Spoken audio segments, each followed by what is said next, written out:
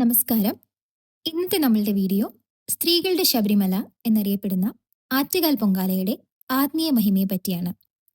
കേരളത്തിന്റെ തലസ്ഥാനമായ തിരുവനന്തപുരം നഗരത്തിന്റെ ഹൃദയഭാഗത്തായി സ്ഥിതി ചെയ്യുന്ന ആറ്റുകാൽ ക്ഷേത്രം വിശ്വാസത്തിന്റെയും സ്ത്രീ ശക്തിയുടെയും പ്രതീകമായി ലോകമെമ്പാടും അറിയപ്പെടുന്ന ഒരു പുണ്യസ്ഥലമാണ്. സ്ത്രീകളുടെ ശബരിമല എന്ന വിശേഷണത്തിന് അർഹത നേടിയത് ഇവിടെ നടക്കുന്ന അതുല്യമായ ആരാധനാ രീതികളാലാണ്. അവയിൽ ഏറ്റവും പ്രസിദ്ധവും ലോകശ്രദ്ധ നേടിയതുമായ ചടങ്ങാണ് ആറ്റുകാൽ പൊങ്കാല. ആറ്റുകാൽ പൊങ്കാല എന്നത് എന്താണ്?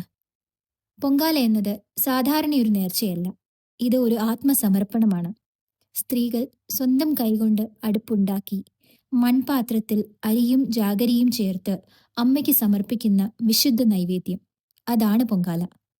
അമ്മേ, എൻ്റെ വീട്ടിൽ ഐശ്വര്യം വരട്ടെ, കുഞ്ഞിന് നല്ല ആരോഗ്യവും പഠന വിജയവും ലഭിക്കട്ടെ, വിവാഹവും സന്താനഭാഗ്യവും ലഭിക്കട്ടെ. ഇങ്ങനെ ആയിരക്കണക്കിന് പ്രാർത്ഥനകൾ ഒരു ദിവസം, ഒരു സമയം, ഒരേ മനസ്സോടെ ഉയരുന്ന ദിനമാണ് ഇന്നത്തെ ദിവസം. കുംഭമാസത്തിലെ ഭക്തിസാഗരം. പ്രതിവർഷം മലയാള മാസം കുംഭത്തിൽ കാർത്തിക നാളോടെയാണ് പൊങ്കാല മഹോത്സവത്തിന് തുടക്കം കുറിക്കുന്നത്.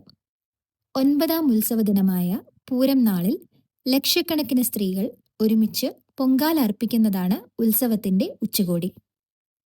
ആ ദിനങ്ങളിൽ തിരുവനന്തപുരം നഗരം മുഴുവൻ ഒരു മഹായാഗശാലയായി മാറുന്നു. വീടുകൾ, തെരുവുകൾ, ഓഫീസുകൾ, പൊതു ഇടങ്ങൾ എല്ലായിടത്തും പൊങ്കാല അടുപ്പുകൾ നിരന്നു നിൽക്കും. ഭക്തിസാന്ദ്രമായ മന്ത്രോച്ചാരണങ്ങളും ദീപപ്രഭയും നിറഞ്ഞ അന്തരീക്ഷം നഗരം മുഴുവൻ ഒരു ആത്മീയാനുഭവമായി മാറുന്നു. ലോകത്തിൽ ഏറ്റവും കൂടുതൽ സ്ത്രീകൾ ഒരുമിച്ച് പങ്കെടുക്കുന്ന മതചടങ്ങെന്ന പ്രത്യേകതയും ഈ പൊങ്കാലയ്ക്ക് ലഭിച്ചിട്ടുണ്ട്. വർഷം തോറും പങ്കെടുക്കുന്ന ഭക്തരുടെ എണ്ണം വർദ്ധിച്ചുകൊണ്ടിരിക്കുകയാണ്. ആറ്റുകാൽ പൊങ്കാലയുടെ ഐതിഹ്യം.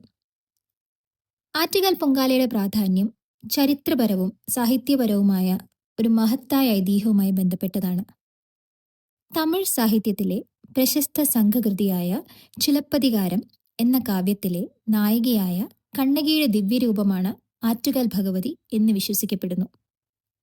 കണ്ണകിയുടെ ഭർത്താവായ കോവലനെ കള്ളനെന്നാരോപിച്ച് അന്യായമായി വധിച്ച് മധുര നഗരരാജാവിനെതിരെ കണ്ണകി പ്രകടിപ്പിച്ച അത്യന്തം നീതികോപം നഗരത്തെ തന്നെ നശിപ്പിച്ചതായി കാവ്യം പറയുന്നു. കണ്ണകിയുടെ ധാർമ്മിക ക്രോധം അഗ്നിയായി പൊട്ടി മധുര നഗരം ചുട്ടെരിഞ്ഞുവെന്നതാണ് ഈ കഥയുടെ കേന്ദ്രം. ദേവിയുടെ കേരള പ്രവേശവും ആറ്റുകാലിലെ പ്രതിഷ്ഠയും. മധുരയുടെ നാശത്തിന് ശേഷം കണ്ണകി ദക്ഷിണദേശത്തേക്ക് യാത്ര തിരിച്ചു.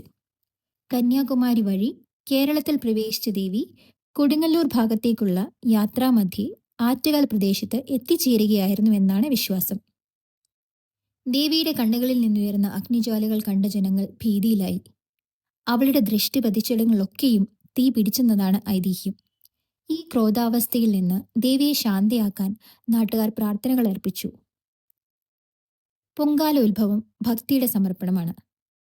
ദേവിയുടെ കോപം ശമിപ്പിക്കാൻ സ്ത്രീകൾ മൺകലങ്ങളിൽ അരിയും വെള്ളവും ചേർത്ത് പാചകം ചെയ്ത നൈവേദ്യമായ പൊങ്കാല സമർപ്പിച്ചു. ഈ ഭക്തി സമർപ്പണം ദേവിയിൽ അന്നപൂർണേശ്വരി ഭാവം ഉണർത്തി. അവൾ ക്രോധരൂപത്തിൽ നിന്നും കരുണാമയിയായ മാതൃസ്വരൂപമായി മാറി ഭക്തർക്ക് അന്നവും അനുഗ്രഹവും നൽകുന്ന ദേവിയായി പ്രത്യക്ഷപ്പെട്ടുവെന്നാണ് വിശ്വാസം. ഇതുമുതലാണ് ആറ്റുകാലിൽ പൊങ്കാല സമർപ്പിക്കുന്ന ആചാരം ആരംഭിച്ചതെന്ന് പറയപ്പെടുന്നു. ഇന്നത്തെ ദിവസത്തിന്റെ പ്രാധാന്യം. ഇന്ന് അമ്മയുടെ അനുഗ്രഹം വളരെ ശക്തമായ ദിവസമാണ്. പൊങ്കാല വെക്കുന്ന സമയത്ത് മനസ്സ് ശുദ്ധമായിരിക്കണം, നെഗറ്റീവ് ചിന്തകൾ ഒഴിവാക്കണം. അമ്മേ, നീ എനിക്ക് നല്ലത് മാത്രം തരയണമേ എന്ന് പറയുക. അമ്മയോട് സത്യസന്ധമായി സംസാരിച്ചാൽ മതി. വീട്ടിൽ നിന്ന് പൊങ്കാല വെക്കാമോ? അതെ, തീർച്ചയായും വെക്കാം. നിങ്ങൾക്ക് ക്ഷേത്രത്തിൽ പോകാൻ കഴിയാത്ത പക്ഷം വീട്ടിൽ കിഴക്ക് നോക്കി അടുപ്പ് വയ്ക്കുക, ശുദ്ധമായ മൺപാത്രം ഉപയോഗിക്കുക, അരി, വെള്ളം, ശർക്കര, തേങ്ങ ചേർക്കുക, അമ്മയുടെ ചിത്രം മുൻപിൽ വെച്ച് പ്രാർത്ഥിക്കുക. അമ്മേ ശരണം എന്ന് ജപിക്കുക. അമ്മ സന്നിധിയിൽ തന്നെയാണ് നിങ്ങൾ ഇരിക്കുന്നത്, അതുപോലെയുള്ള അനുഗ്രഹം നിങ്ങൾക്ക് ലഭിക്കും.